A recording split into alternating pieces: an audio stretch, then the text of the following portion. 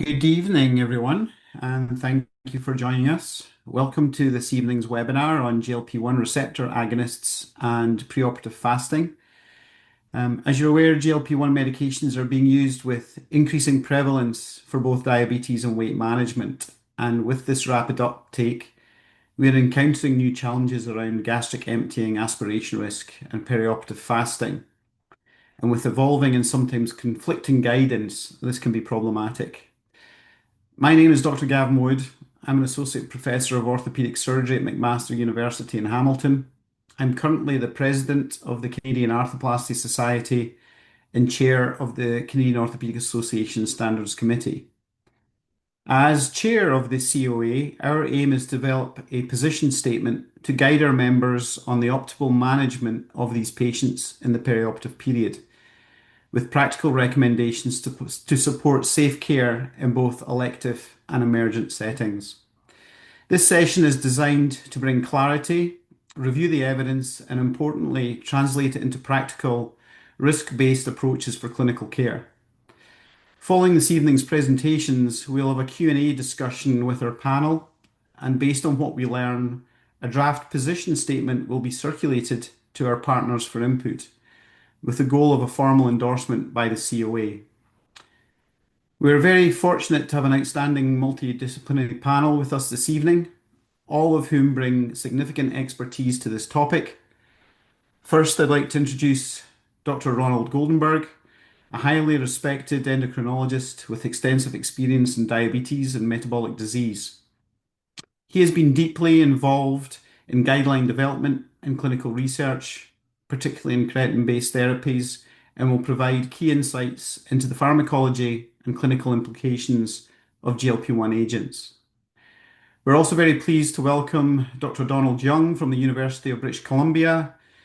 Dr. Young is an experienced anesthesiologist with fellowship training in perioperative anesthesia and specialist interests in preoperative patient optimization, quality improvement, and patient safety.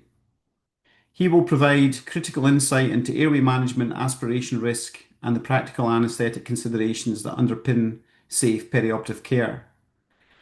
Finally, Dr. Nelson Greidanus, Associate Professor of Orthopaedics at UBC and a specialist in primary and revision arthroplasty.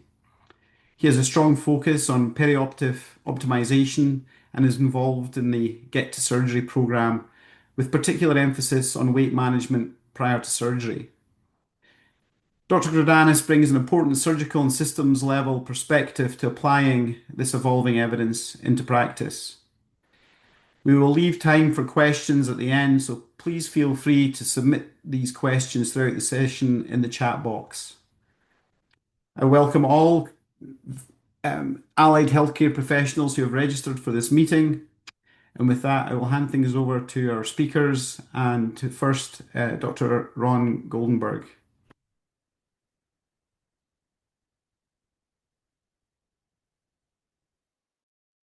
Okay, well, thank you very much, Gavin, and also the COA for the opportunity to speak to our orthopedic colleagues and other people that are part of the healthcare team. My goal is to review some of the evidence for discussion this evening and put it in an orthopedic surgery slant. Hence, the topic of my portion is GLP-1 medicines and orthopedic surgery. So these are my disclosures. Most of my disclosures relate to advisory board, consultant fees, or speaker honorarium. And the learning objectives for this portion of the evening are to have you appreciate the increasing use of GLP-1 medicines and their current management indications. You probably can't spend a day in clinic or when you're in surgery without seeing individuals that are now taking these agents. I want you to understand the potential impact of GLP-1 medicines, in particular on orthopedic surgery outcomes, and then importantly, largely related to the topic for tonight, to know the perioperative risks and the considerations in orthopedic surgery for any individual being treated with one of these medications. And finally, I'll review with you an algorithm that's called the stop-gap algorithm, based on an expert consensus group that I put together a couple of years ago, and we published this algorithm. And I think it puts this entire topic in a clinical and practical perspective. So we're going to start with 2 cases and a couple of related polling questions. Case 1 is a 62-year-old male who's booked for an elective left knee arthroplasty in about a month.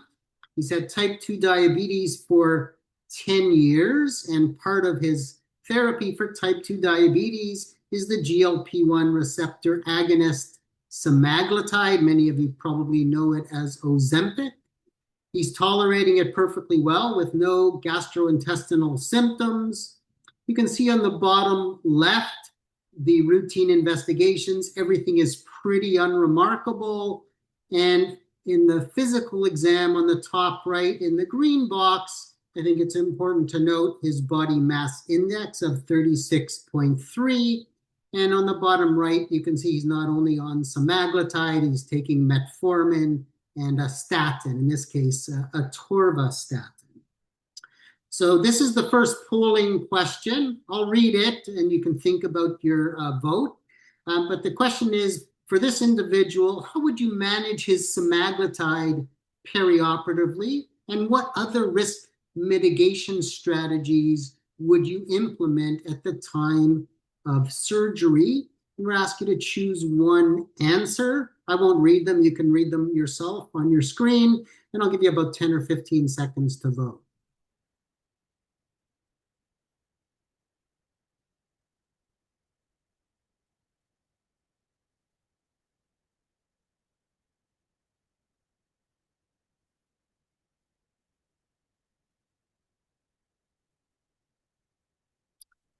Okay, so very interesting. We see, and I'm not surprised, we see a spectrum of answers.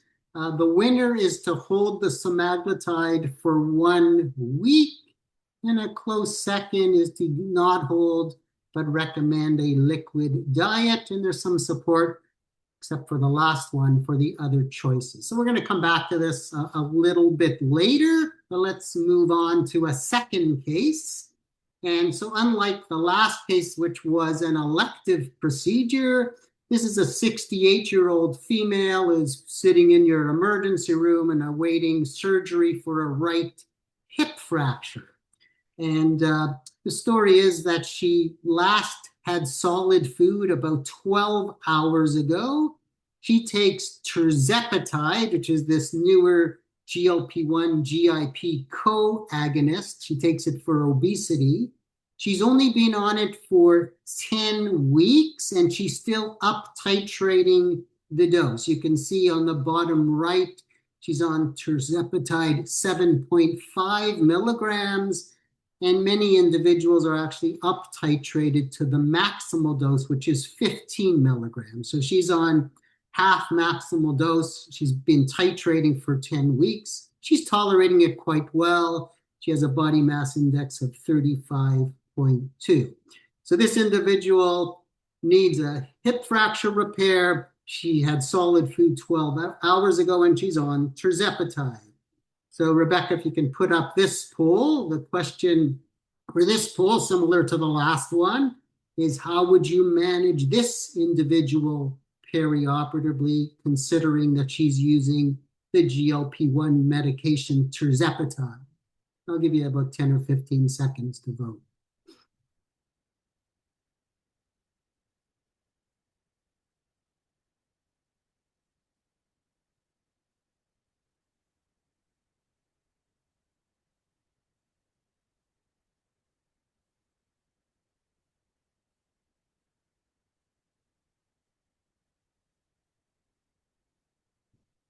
And here we go. So, well, 3 answers are very close. So very slight lead for go ahead with the procedure and implement full stomach precautions. A very close second was to do point of care ultrasound. And just shortly behind that one was to defer the procedure for another 12 hours, so there's no solid intake for 24 hours. Very interesting. Okay, so my challenge now is to review everything, and we'll go back to these cases, see if you change your opinion. Okay, so let's give you a little bit of an introduction to GLP-1 medicines, some basic knowledge that I think orthopedic surgeons should have. So what is GLP-1 and how do these medicines work? So glucagon-like peptide 1 is an endogenous incretin hormone released from the gut, and it actually decreases blood glucose by increasing the secretion of insulin. And that's largely why we use these agents to treat type 2 diabetes, because they are very good at stimulating insulin secretion. Now, these agents, or GLP-1, also plays a role in suppressing appetite, hence the link to treatment of obesity. And there's a whole slew of these medications available. We generally divide them into two categories now. There's GLP-1 receptor monoagonists. These are things like liraglutide, which we know as Victoza, dulaglutide, Trulicity, semaglutide, Ozempic or Wegovy, and there's the co-agonist tirzepatide that you may know as Mounjaro or Zepbound. There's no doubt the two most commonly prescribed GLP-1s that you'll see your patients coming in on are semaglutide, which is Ozempic for diabetes, or Wegovy for obesity, and tirzepatide, which again is Mounjaro for diabetes, or Zepbound for obesity. So one of the reasons that these agents have taken off is that we have an epidemic of obesity and type 2 diabetes, and there's been an incredibly increase in public awareness and acceptance for pharmacotherapy for weight management. So we have this very effective class of drugs in the context of this epidemic. And at the top of this picture, you can see the main use of these agents has been type 2 diabetes and obesity, but they have a whole slew of other benefits beyond just obesity and type 2 diabetes. So going around the circle to the right, you can see they reduce myocardial infarction and heart failure outcomes, especially HFpEF outcomes. They improve metabolic liver disease, obstructive sleep apnea. They're renal protective. They can reduce stroke, and probably of relevance to orthopedic surgeons, they probably have a benefit in osteoarthritis, especially knee osteoarthritis, and I'll show you one slide on that. Now, with efficacy, we have to be aware of side effects. At the very top of the circle, you see GI side effects: nausea, diarrhea, constipation, and vomiting. Very, very common. Fortunately, usually transient in most individuals. But just to the left of nausea, diarrhea, you can see this issue of the potential for retained gastric contents, which potentially could increase the risk of aspiration during deep sedation or general anesthesia. So that side effect is very relevant for our discussion tonight, and I'm going to go through that in great detail. But for now, let's talk about some orthopedic surgery-related issues. There's this great study called the STEP 9 trial with once-weekly semaglutide in individuals with obesity and knee osteoarthritis. And you can see on the left, there was a placebo-subtracted weight loss of 10.5% body weight. And all these individuals underwent the Western Ontario and McMaster University's osteoarthritis index as a measure of their pain from osteoarthritis. And by the end of 68 weeks, there is a statistically significant 14.1 point reduction with semaglutide. And you may ask, how does this drug improve the pain from osteoarthritis? Well, the mechanism of action likely includes weight reduction for sure, but the feeling is there's probably also anti-inflammatory or anti-degradative effects of GLP-1. There's a very interesting study called the Stop Knee OA study that I list at the bottom of this slide. So this is a randomized trial using tirzepatide, and the primary outcome is the percentage of individuals who undergo a knee replacement. And so that obviously would be of great interest to orthopedic surgeons when we get that result in May of 2027.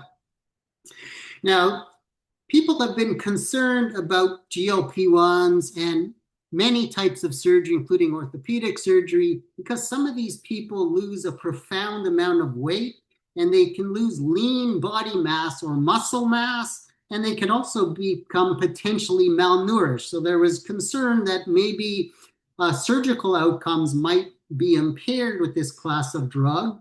But in this meta-analysis of a whole slew of observational studies, you can see there was a reduction in 90-day readmission rate shown at the top, and there was a reduction in post-op sepsis shown near the bottom, and all other outcomes were neutral. So based on at least observational data, it looks like this class is quite safe for people going for total joint arthroplasty. And this meta-analysis looked at post-prosthetic joint infection after total hip or knee arthroplasty. The top forest plot is infection within 90 days of surgery, and the bottom is within 2 years. And both of these outcomes were reduced in individuals treated with GLP-1 receptor agonists. So I think this should be reassuring to orthopedic surgeons. But for the rest of the talk, I'd like to get into the main topic of the evening, and that is GLP-1 medicines and considerations around surgery, things like gastric emptying, retained gastric contents, or aspiration. Now, why are we even discussing this? Because before June 29th, 2023, I can tell you that this was a non-issue. But then this statement came out by the American Society of Anesthesiologists, largely based on case reports, and they were concerned about aspiration for individuals on a GLP-1 receptor agonist. And they made this blanket statement that anybody on a weekly GLP-1 should have it stopped for 1 week. They made that statement without any great evidence, and this caused major issues around the world because patients on these drugs were showing up for their surgery, and they were getting the procedures canceled because this new document came out that said if you don't stop it for a week, you're going to aspirate, and we're afraid to do the procedure. So after this came out, I put a group together of a bunch of experts, endocrinologists, cardiovascular specialists, anesthesiologists, and gastroenterologists. And we reviewed all the evidence. I wrote a review article on the topic. If you're interested, you can see the reference here. And we also came up with a practical algorithm. We didn't just focus on GLP-1s, we focused on SGLT2 inhibitors as well, because there's controversy around that class. And maybe another time we can discuss SGLT2s. So the issue has to do with gastric emptying delay. And we've known since these drugs got launched many years ago that the very short-acting agents that are administered daily are definitely associated with delayed gastric emptying. Now, these are agents like exenatide, given daily, which is not even available in Canada, and lixisenatide, which is only available in Canada in combination with a fixed insulin component. And so you don't see a lot of use of those very short-acting agents in Canada. The longer-acting, or the typical once-a-week agents that you know, have been shown to get tachyphylaxis over time. Tachyphylaxis means you may start off with delayed gastric emptying, but then it goes away over time. But the clinical data shows that short duration of treatment with these longer acting agents, up to about 16 weeks, which is usually when people are still titrating the drug, that this has been associated with delayed gastric emptying, and that also is true with this new agent, tirzepatide. And so obviously this is an important issue for patients who are having surgery and might have delayed gastric emptying. So this was looked at in a meta-analysis of observational studies of individuals going for endoscopy and happened to be on a GLP-1. And you can see the odds ratio of retained gastric contents is more than fourfold. Interestingly, up to 24% of patients in these trials had retained gastric contents. Now, some of the individuals going for gastroscopy also happened to be getting a colonoscopy. And you know, for a colonoscopy, you're on a liquid diet the entire day before. And the patients who were on a liquid diet the day before basically did not have any retained gastric contents. So keep that in mind when we think about what we might be doing for these patients to prevent retained gastric contents. One of the problems with all these observational studies, besides all observational studies, because of confounding, etc., is they really didn't focus on higher risk people who may have just been on the drug for a few weeks and were at greater risk of retained gastric contents. You were fivefold more likely to have the procedure aborted. So the idea is that they start the scope, but they see retained gastric contents, so the procedure is aborted. But aspiration was negligible and not increased with GLP-1. So even if you have retained gastric contents, in the context of this study, they didn't find higher rates of aspiration. So the big question that came up after that anesthesia consensus report to stop an agent for a week is, if you do have a patient and you want to stop their GLP-1, how long do you have to stop it so they don't have retained gastric content? So these are two studies using point of care ultrasound, and you can see the time since their last dose on the x-axis. And in these two studies, 7-10 days out, you still had a high proportion of individuals with retained gastric contents. And in a third study, it was even up to 14 days. They found that people still had retained gastric contents. Now, there is a small randomized trial that showed no increase in retained gastric contents if you withhold the drug 7 to 13 days. But this was a trial with only 60 individuals, so it's hard to make any conclusion about that.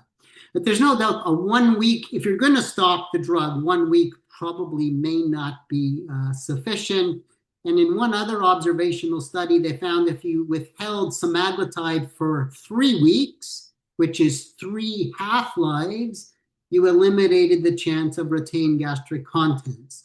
Now that makes a bit of clinical sense, because if you stop a drug for 3 half-lives, only almost 90% of the drug is cleared from the body. So by then, its physiological effects should pretty well be gone. Now, our group, as part of our review, did our own meta-analysis of studies that reported aspiration or related outcomes at the time of surgery. We found the odds ratio was 1.2, but it wasn't statistically significant. So that's reassuring. However, there's heterogeneity. You can see some studies were increased, most were neutral. And this meta-analysis, the studies, again, didn't enroll the highest risk people. So again, we can't be entirely sure if you're really at higher risk, what's going to happen. But the summary of all this pre-op evidence is that we know that if you're getting general anesthesia, deep sedation, or an upper endoscopy, that these people are at increased risk of pulmonary aspiration. We know that short-acting GLP-1s, which are basically not used in Canada anymore, so you don't have to worry about that. But we also know that recent use, or people still titrating the drug, these once-weekly longer-acting agents, will have increased risk of retained gastric contents. Whether that causes aspiration we're not sure because aspiration didn't seem to be predicted by retained gastric contents. And if you're going to stop a GLP-1, you probably need to stop it for much more than 1 week, and 3 half-lives probably makes sense.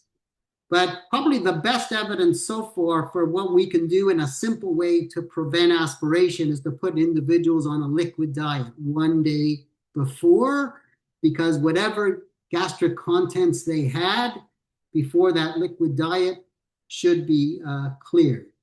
And then the role of point-of-care ultrasound is key for anybody that we're worried might have retained gastric contents. And more centers, I think, are starting to use point-of-care ultrasound. So based on all of this, our group decided to come up with key recommendations, but also an algorithm. So I'll highlight the recommendations and then talk you through the algorithm.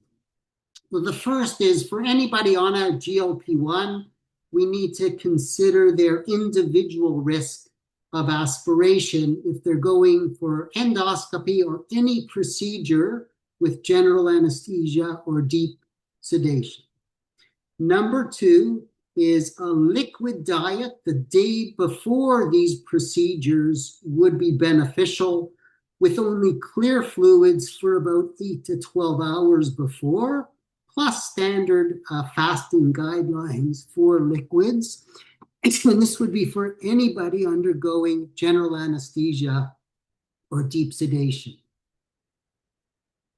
We also know from the data that we reviewed, because aspiration risk seems to be low for most people, that most individuals don't need to withhold their GLP-1.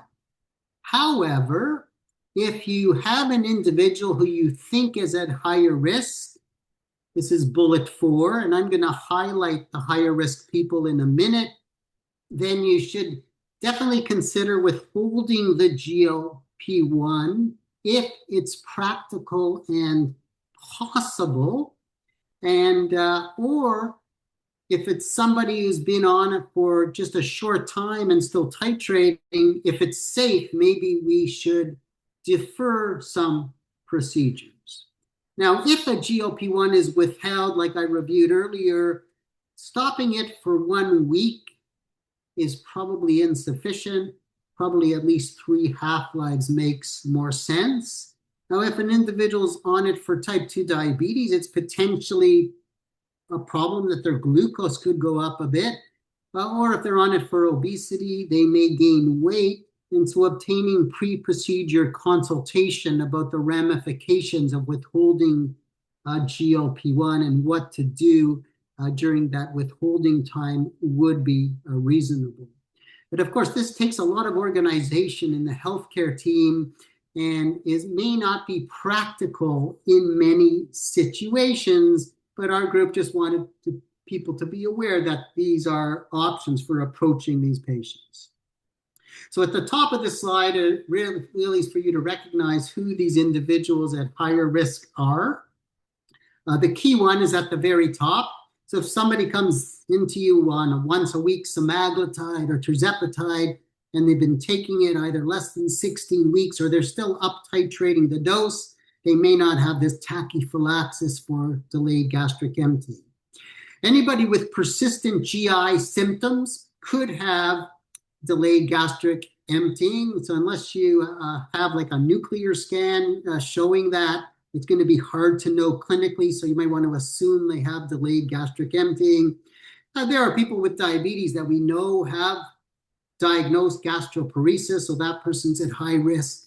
And high glucose itself is a risk factor for delayed gastric emptying. So if you have very poor glycemic control with an A1C over 9%, we would treat that individual at higher risk. And at the bottom, there's a whole bunch of drugs that can delay gastric emptying.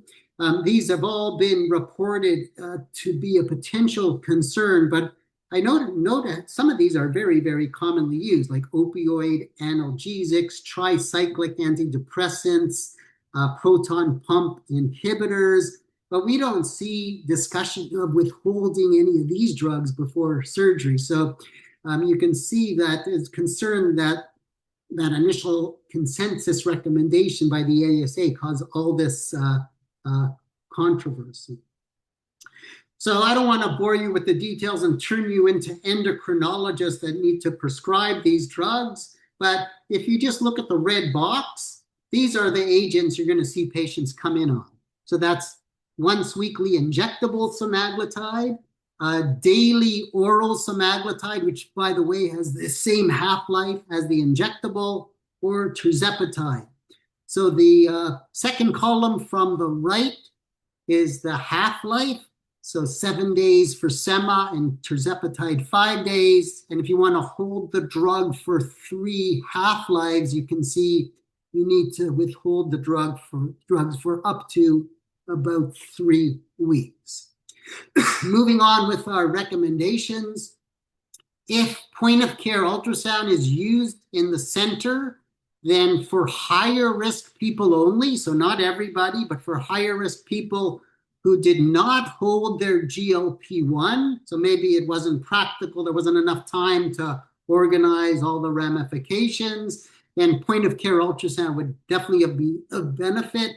Or if the patient shows up at the time of surgery and has a lot of GI symptoms, or any urgent or emergent case where obviously they couldn't withhold their drug, point-of-care ultrasound would be a benefit. If the ultrasound reveals routine gastric contents, then the anesthetist can proceed with full stomach precautions. Or if you're in a center that point-of-care ultrasound is not available or not possible, you can assume the patient has a full stomach and go with the full stomach precautions. If a procedure could be potentially delayed because it's very elective, that's always a possibility, although I understand practically that is a concern. For people that did hold their GLP-1, when do you restart it? So the answer is very simple. Once they resume normal caloric intake after whatever procedure or surgery they have. But if the medicine was withheld for more than 3 half-lives, in case of the drugs we're talking about, up to about 3 weeks, then when you restart it, we recommend you start it at the low starting dose. So they have to re-titrate upwards, otherwise they'll get a lot of GI side effects. So I'm going to finish up in the last few minutes and talk about the stop-gap algorithm. The word gap in this situation stands for GLP-1 related aspiration during procedures. So this is an algorithm to stop GLP-1 related aspiration during procedures. So at the very top of the algorithm, this is for individuals going for elective general anesthesia, deep sedation, or an upper GI endoscopy. We have to discuss with these people that they potentially are at risk and there are options. So if this is an individual you ask the question, is this individual at higher risk for retained gastric contents or aspiration? And if the answer is no, so they had none of those high risk features, so they're not still titrating the drug, their diabetes isn't out of control, they have no obvious GI symptoms, no known gastroparesis, just go ahead with the procedure, but institute a liquid diet the day before. So the large majority of your patients will fit into this box on the green slot, left side of the slide. But what about the individuals in the middle part of this algorithm where you say, yes, they are at higher risk, and they're higher risk because they've been on these agents for a short time or they're still in the titration or escalation phase. So if that's the case, you can ask, well, can this procedure be rescheduled if it's elective? So they've been on the agent more than 16 weeks and they're not still titrating. And if the answer is yes, you go ahead and reschedule. However, looking to the right of the algorithm, either these will be patients who had other high-risk features that we've already discussed, or If you couldn't reschedule, the patient who's been on these agents for a short time or still titrating, if it's appropriate and practical and feasible, you could hold the agent for 3 half-lives. They also say for the very short-acting agents, 5 half-lives, but I wouldn't worry about that because you're not seeing anybody now on exenatide or really lixisenatide in Canada, and put those people on a liquid diet. And then the question is, what do you do on the day of surgery? So this is the bottom half of the slide. And if you're going down the left-hand side, for most of your patients, they show up for the procedure. We briefly ask them, lately, have you had any bad GI side effects, nausea, vomiting, for example? If the answer is no, just go ahead with the procedure. If the answer is yes, if you can do point of care ultrasound, that would be great. Anytime you do point of care ultrasound, if it shows retained gastric contents, well, you're going to have to take full stomach precautions or perhaps delay the procedure. If you came down the right-hand part of the slide, and these were most likely for people who are still titrating the drug or on it for a short time. So they show up on the day of this procedure, and for whatever reason, the agent wasn't held, probably because it wasn't practical for most people. If you can do point of care ultrasound, that would be great. If you can't, you can assume that they have retained gastric contents.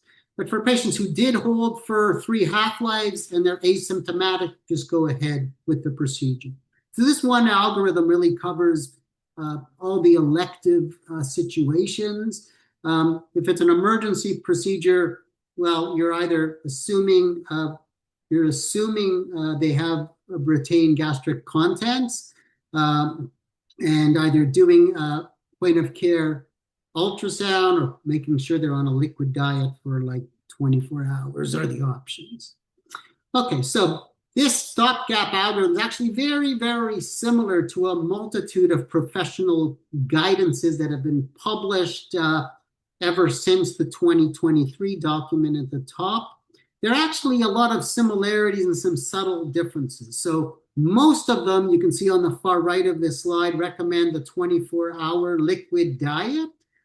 All of them basically recommend a risk mitigation strategy using point of care ultrasound or instituting full stomach precautions. And some of them do recommend withholding the GLP-1, but only in the high-risk people, not in everybody. So this is kind of where we are for the state of the art now for pre-op management of GLP-1 medications. So go back to the 2 cases. So this is the one with an elective knee arthroplasty, has been treated for 1 year, no symptoms, and we asked what you're going to do. So Rebecca, can we put up the poll again?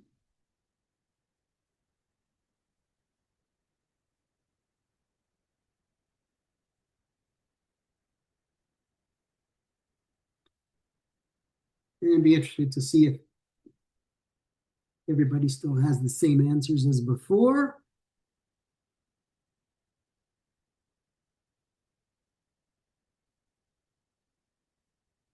So this time, the third choice is the most common answer, and that's don't hold, recommend the liquid diet. About 60% of you. The first time around, most of you said number 2, which was to hold it for a week. So that is only 8% now. So the big shift in opinions based on what we've taught you in the last half hour or so. So we'll close that one and we'll go to this last case. And that was the urgent hip fracture surgery, but somebody's only been on tirzepatide for 10 weeks and still titrating the drug. And we asked you the following poll question. So we'll get you to vote and we'll see your answers there.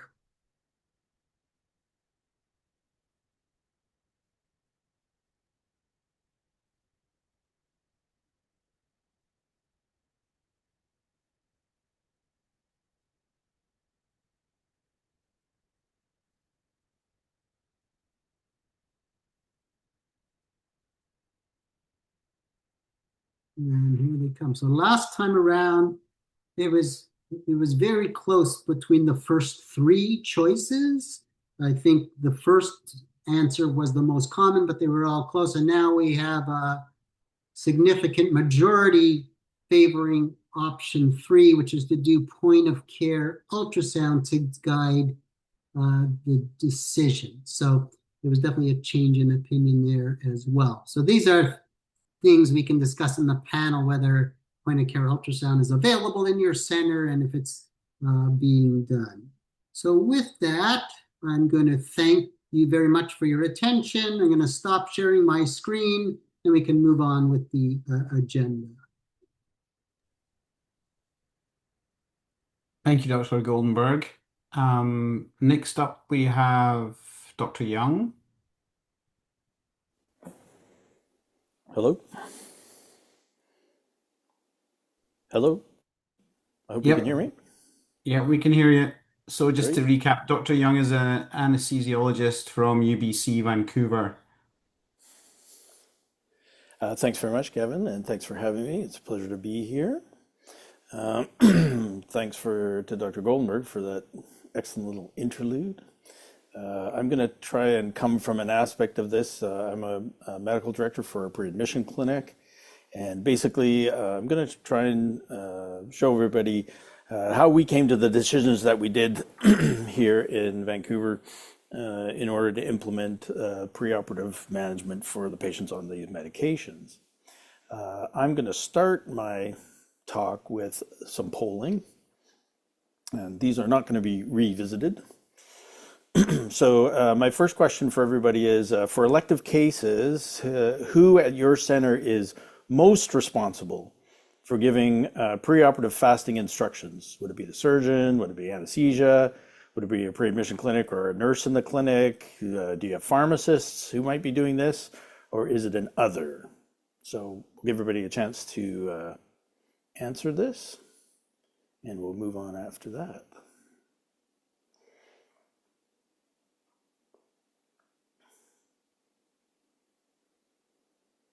All right, so we see that the majority make use of the pre-admission clinic or perioperative nurses who have the call. Okay, that's interesting. We'll move on to a second question now. And this again, in your center, how likely is it that an elective surgical patient may receive fasting instructions from more than one source?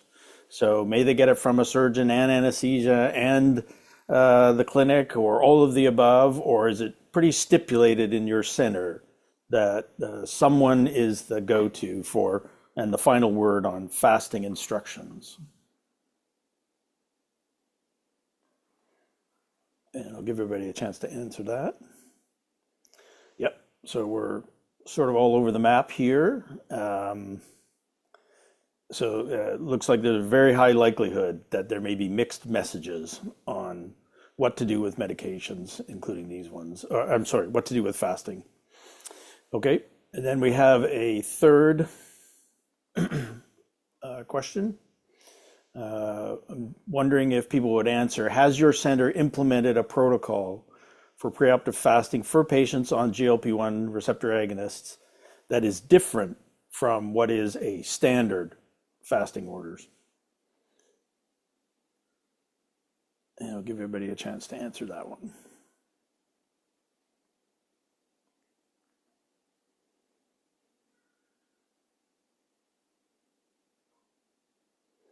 Okay, yes, no, and unsure, pretty much across the board. Okay, that's great. Thank you for that, for the poll. Now I'm going to share my screen.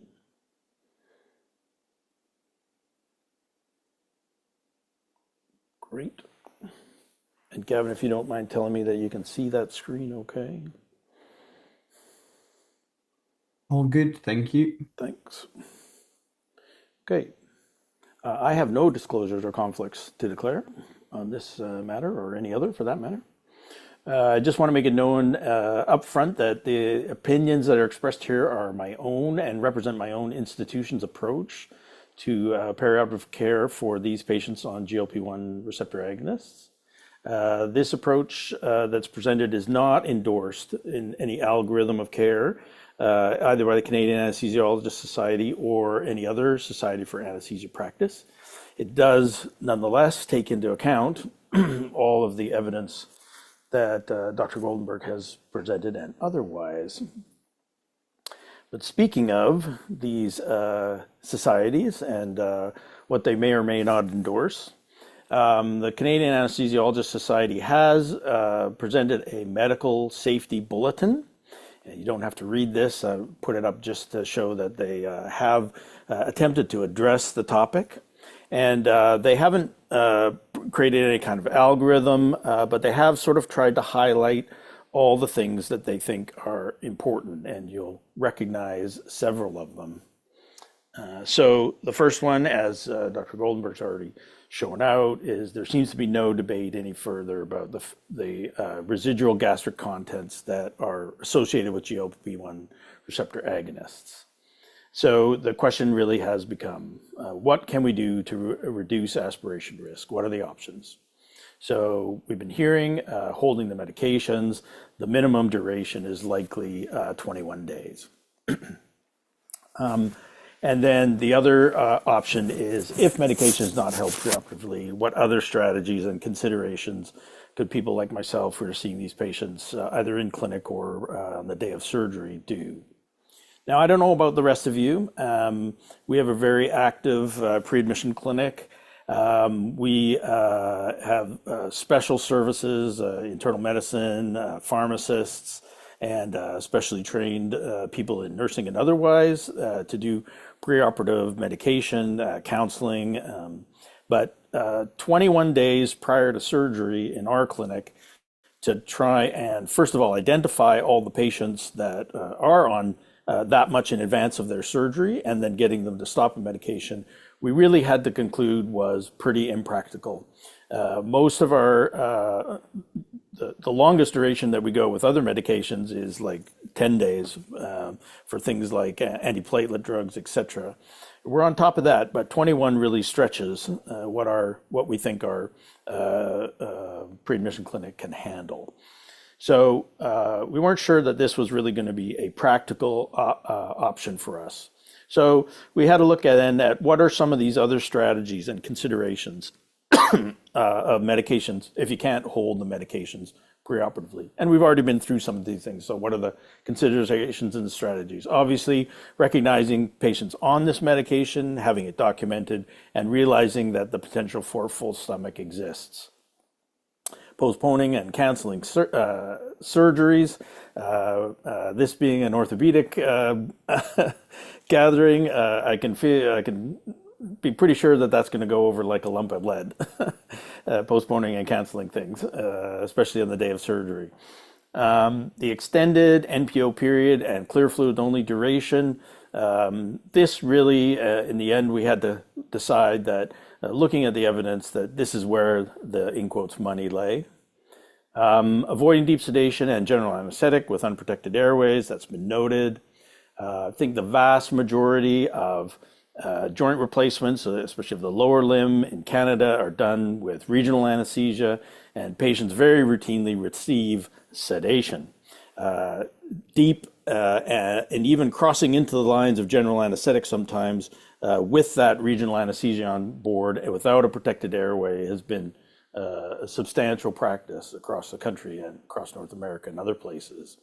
So anesthetists often talk a bit about what the definition of deep sedation versus GA is. There's no clear line between these two. Deep sedation, as is the definition of which, with societies like the American Society of Anesthesia, not many patients that I look after under joint replacement really fit the bill of deep sedation, where they are able to still respond, or you can be sure that they'll keep their airway open without some sort of intervention to hold it open. So that figured into all of this as well. And of course, then rapid sequence induction for general anesthesia is another strategy that can be considered here. Gastric ultrasound that we've been hearing about quite a bit. Increased prevalence of use across Canada. There are some concerns within the anesthesia world about sensitivity, specificity of gastric ultrasound, and varying reports of the sensitivity that can range anywhere from 70 to up to over 90%. The things that were most influential in my walk of the woods was this multidisciplinary publication from the United States, where they tried to impress on everybody what was needed for these patients. And this included surgeons, anesthesiologists, gastroenterologists, and otherwise. One of the really excellent publications from my mind was this one from Anesthesia in Anesthesiology in December of 2024 that really looked in depth at all of the aspects that Dr. Goldenberg really has summarized for us quite well. There also are some fairly concerning reports. This was a QI study, so not exactly, it's really a clinical audit rather than randomized or prospective or even retrospective with other than aspects related to QI. Pretty concerning that in looking at reflux, regurgitation, or aspiration incidence amongst these patients, that the odds ratio for any of those kind of incidences that may be a corollary to the actual syndrome of aspiration that puts patients at the highest risk, an odds ratio in the area of 10% for the GLP-1. There are ways to probably risk stratify patients that are on GLP-1 RAs. And we've already heard about some of those tonight. So recent start or escalating doses, the duration of use, as well as GI symptoms. Again, in thinking of trying to implement something that will be across the institution wide, we weren't sure how well we were going to be able to actually know a patient's status on all of these things in their workup and their lead up to the day of surgery. That may have relation to who's seen in consultation, who's seen by nursing alone, who does or doesn't see a pharmacist. We didn't feel in our own hands that we could put a lot of faith in knowing the status of each of these different aspects for individual patients.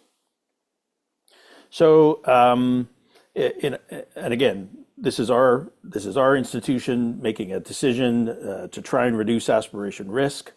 What we've implemented here is that for elective cases where GLP-1 RAs have not been stopped greater than 3 weeks, because we do find patients that are stopping them as soon as they know that they're going for surgery, I guess because there's media influence or other people that they know.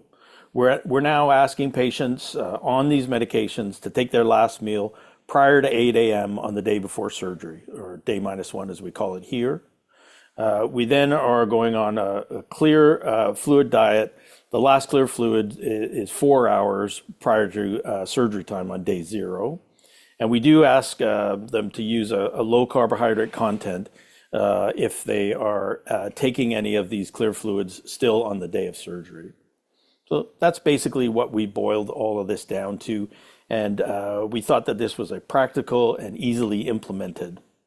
Now, I'll just throw this up a little bit more evidence in the side of gastric ultrasound showing that the correlation of residual gastric content with gastric ultrasound, that pre-op solid fasting for greater than 21.5 hours increased the likelihood that the stomach would in fact be empty.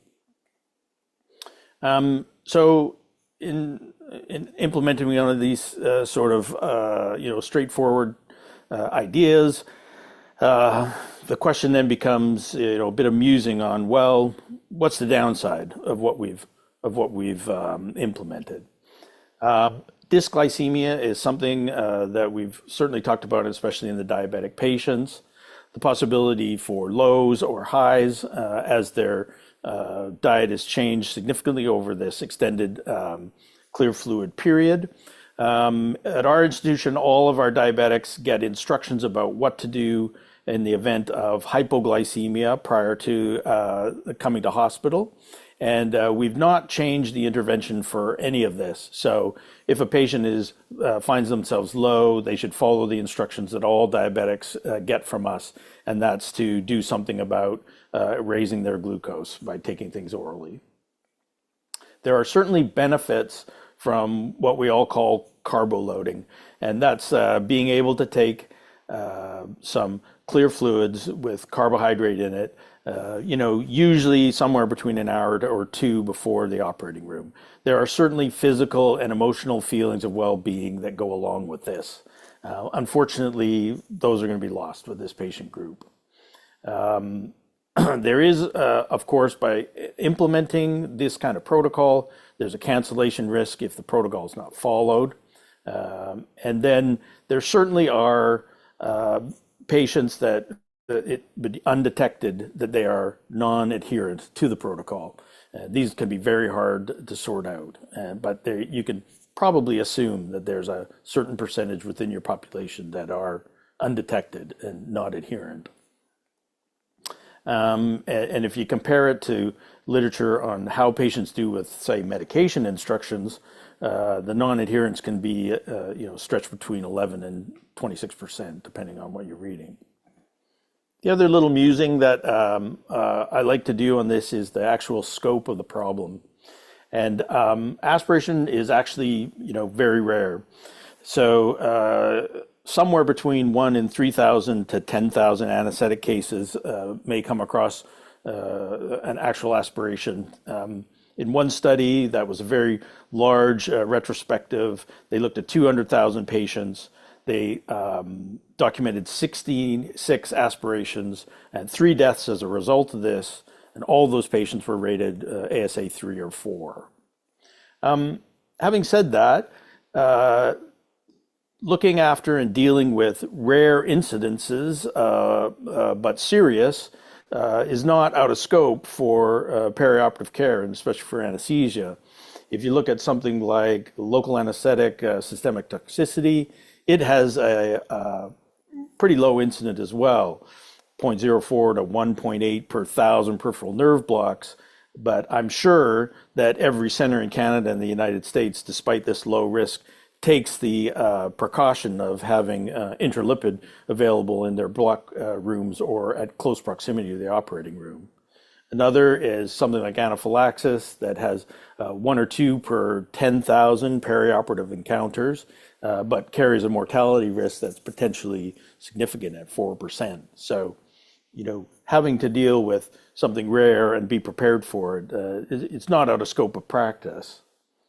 The thing that might be daunting about all of this is that when you have such a rare event, to do something evidence-based to be definitive in answering this question is no small undertaking. So if we were going to, based on numbers of aspiration events, if we were going to try and identify a 30% increased risk of aspiration with an 80% power and an alpha of 0.05, you're looking at somewhere around 200,000 patients respectively that are on or not the GLP-1 as a basis of comparison. That's a lot of patients, and it's going to take a lot of coordination between sites in order to make it happen. Just threw some references in there so that I'm complete on the aspiration, last, and anaphylaxis. And I look forward to discussing some of the practical aspects of all of this. Thank you, Dr. Young. Dr. Greidanus?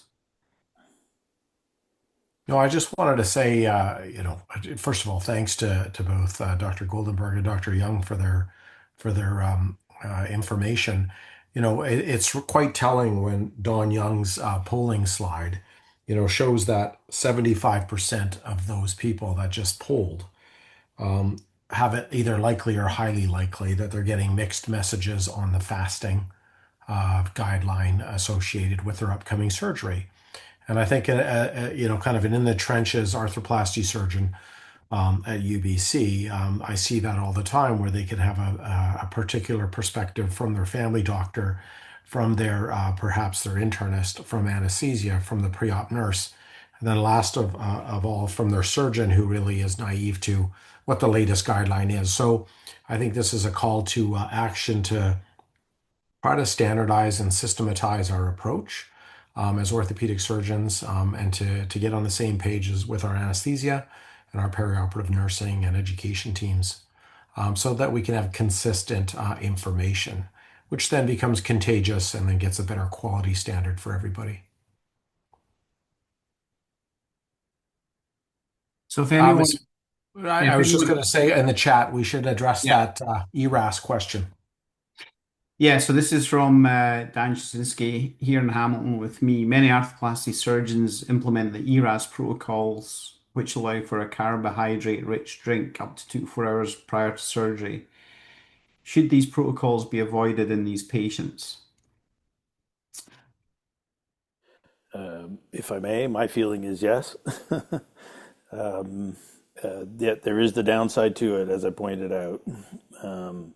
But the coordinated messaging to the patient about this is, I think, what's critical.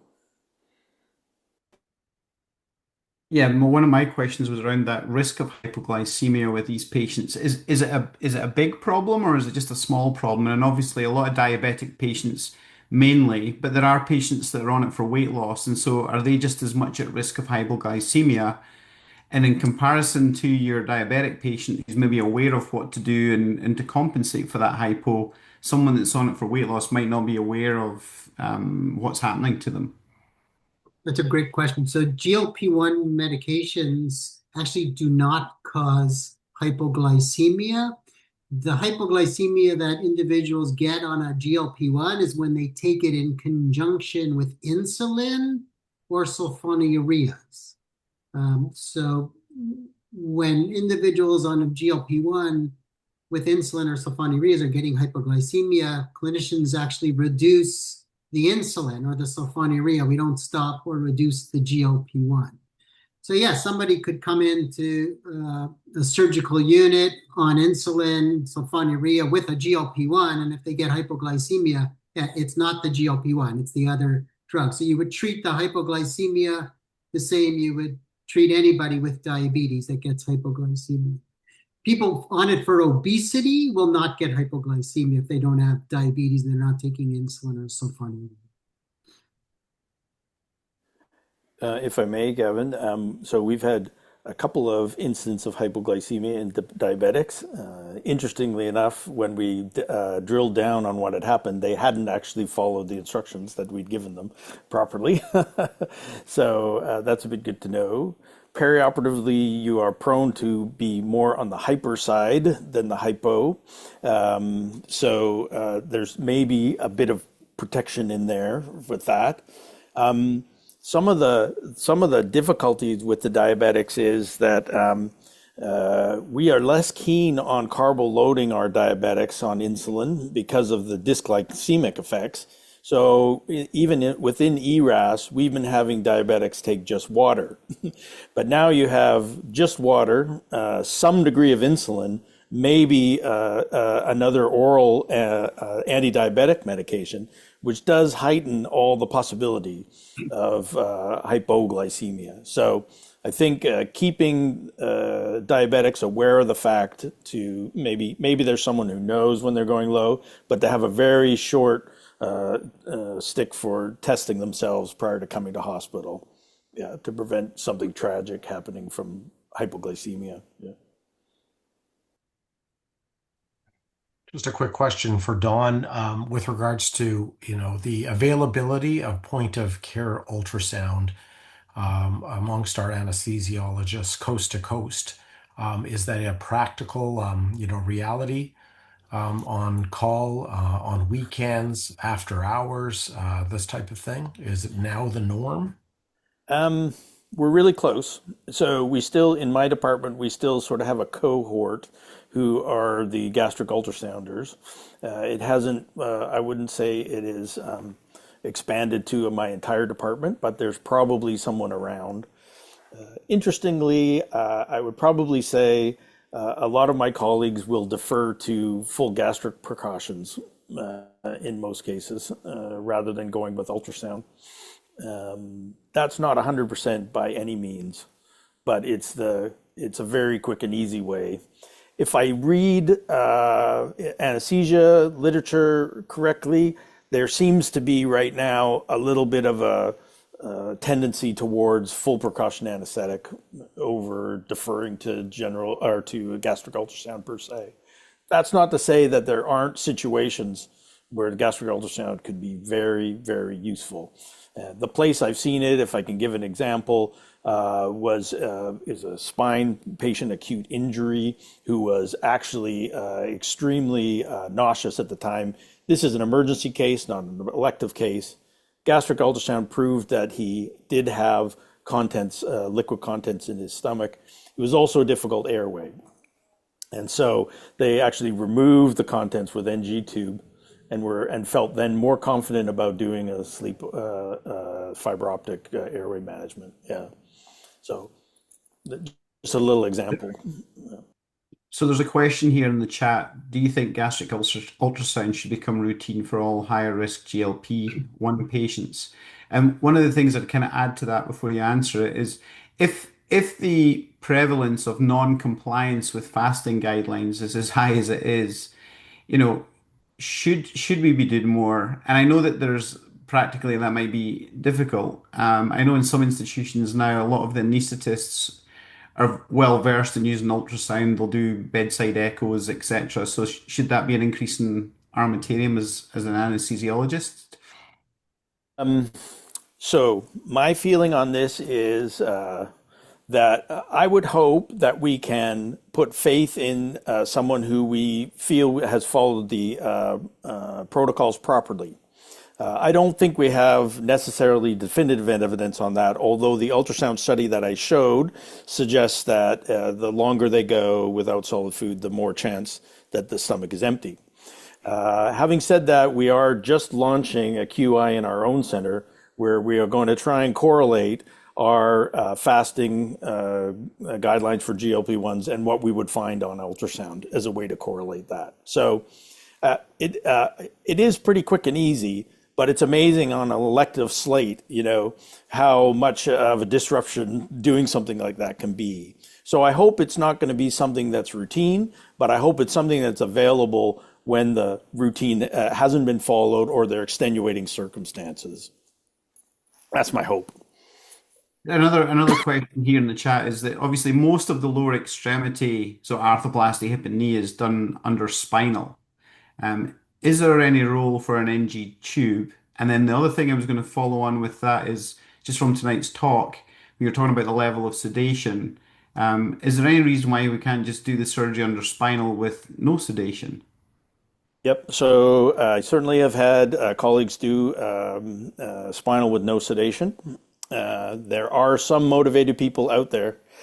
They are not the majority. So most people who I'm giving a spinal to will say, they want to hear nothing in the operating room. But there are, I don't know, 5%, 10%. I think that's a reasonable option. I hope you won't have to deal with a vomiting patient who's also awake in the operating room. That's not so nice either. Sorry, there was another part to that. The NG tube. Yeah, so I think if you have liquid contents, I think an NG tube is reasonable. Yep. I think if they're solids, I'd be less. I'd feel less confident with an NG tube, and that can usually be separated out on gastric ultrasound. Yeah. There's a question here. In the community centers, we do not have access to colleagues readily available to do gastric ultrasounds, and our pre-op clinics sometimes only see patients 1 week. I think that's probably the majority of hospitals, not just community. Should we suggest a 3-week cessation of GLP-1 when booking for surgery? And I think that was kind of touched on earlier, but you might want to kind of go over that. Well, I can answer that. And so sometimes it just comes down to practicalities. Is there enough time to get all the logistics organized, to have the patient withhold what's going to be done in the interim period? That's why there's always the option, if you think the patient's at higher risk and it's not practical to withhold, of doing that ultrasound, or just avoiding deep sedation or general anesthesia, depending on the procedure. Obviously, some, maybe not in orthopedics has come, but some procedures you can never do under regional anesthesia. So then the anesthesiologists have to be prepared to assume they have a full stomach if they're at higher risk, and treat them accordingly. So we have the options, and I think the main answer is you have to individualize the treatment. But there's no doubt the majority of people, if they don't have those high risk characteristics, they're tolerating the drug, there are no GI side effects, they've been on it for more than 16 weeks at a non-titrating dose or maintenance dose, you can just go ahead with whatever procedure. But the liquid diet is such a simple thing to implement for anybody, without really no negative sides. So that's probably, but you have to remember one thing for this evening. Just remember that 24-hour liquid diet, and you probably won't run into problems unless you happen to be unlucky and you missed like a very high risk patient. So that kind of leads into our next question. It says here, for high risk patients that have missed following the protocol. Now, you could probably easily separate that into elective and urgent. We had that question earlier where the hip fracture comes in. We know that the morbidity and mortality rate for hip fractures goes up probably after 24 hours. And so you're in this position where it's a high risk patient. Do you wait the 12 hours because they're still going to be within 24 hours for a hip fracture, or do you just go ahead? And then obviously some of the literature now is saying that the outcomes for those hip fracture patients is probably no different if you're doing a GA over a spinal. And so maybe this is a question for Dr. Young.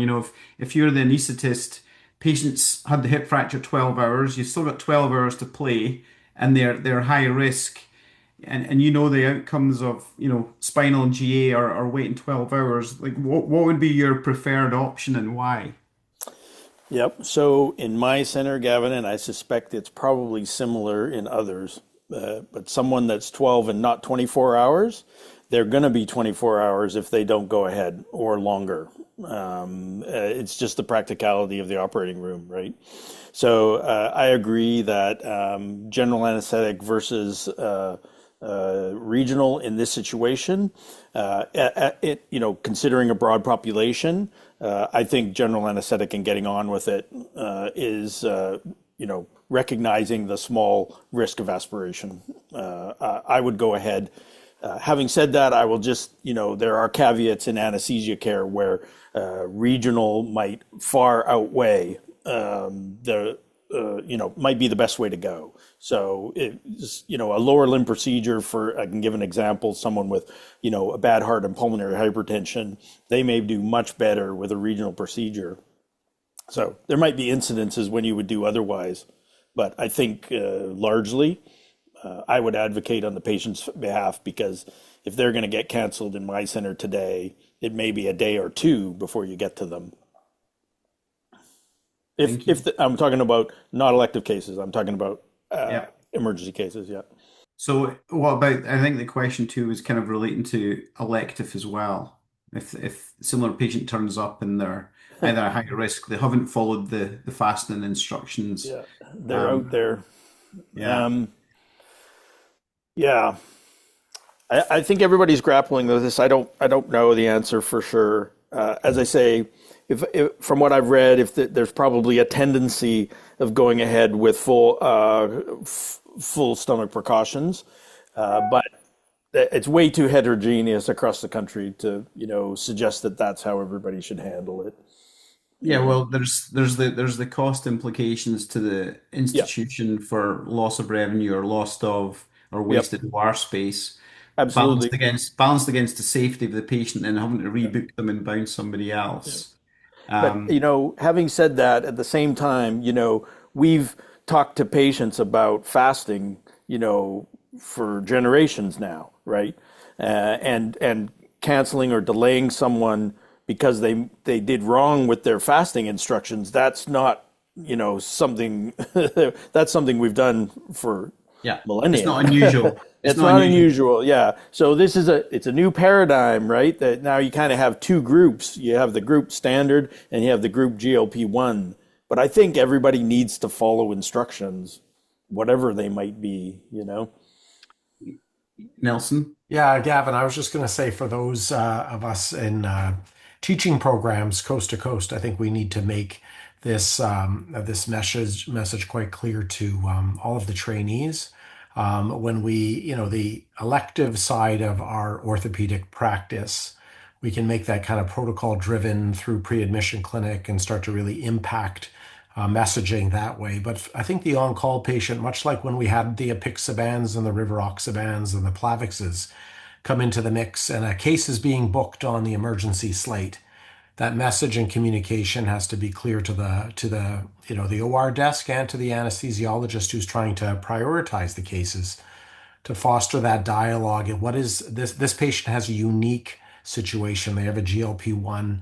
How are we going to work that into the emerge slate planning, timing, and which anesthetic to do, and or point of care ultrasound? So I think just starting to cultivate that conversation in the at the time of bookings for these emergency cases, we need to make that part of our training programs, and for those who are not at training programs, to make that part of their own vocabulary. So you kind of hit the nail on the head a little bit, communication, institutionalization, agreement. I know I've just moved to a new facility and, I know the fasting guidelines are kind of follow the kind of standard fasting guidelines and don't follow anything that we're kind of recommending this evening. I think my understanding is right now they tell them to withhold it the week before and just following the normal fasting guidelines that everyone else does. And, from this evening, that's probably not the case. And therefore, how anyone that's on this evening and goes back and looks to see what's going on at their institution and realize maybe they're not quite where they want to be. Like there's great difficulty in trying to get institutional change and looking at reviewing those fasting guidelines for those patients. Is there, from your experience, what would be the best way for any individual to kind of start to kind of tackle that problem?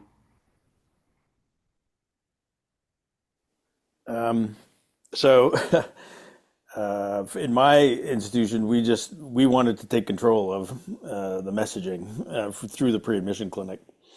So that's covering most patients. We occasionally have someone who has to be put on right away. We try very hard to still give these instructions, but when we can't, then we try and educate the surgeon's office about these sort of things.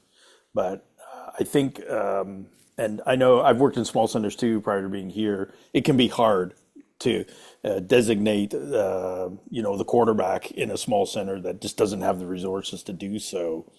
In that case, I guess you need to decide who's going to be the most influential to make this final decision, and who's going to understand the patient the most. Yeah. We have the luxury in our own center of being able to look through all the medications that we can possibly look through for the patient, whether it's on our PharmaNet, whether it's what they put down in their questionnaire, as well as asking them about some that, they might be taking otherwise, aspirin being the classic example. If you can do that, you identify this well in advance. Whether other clinics are capable of doing it in advance I think that's the big question.